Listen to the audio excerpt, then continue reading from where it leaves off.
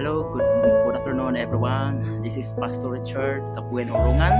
So this is my only encouragement to all of you. In the book of Matthew chapter 6 verse 33, seek ye first the kingdom of God and His righteousness, and all these things shall be added to you. Sabi po doon mga kapatid na unahin po natin ang Panginoon at ang kanyang mga kagustuhan, mga will ni Lord, dapat po natin na gawin at unahin talaga, dahil lahat ng mga bagay na hihilingin natin, lahat ng mga bagay na pinapangarap natin sa ating buhay ay ibibigay lamang ng Diyos.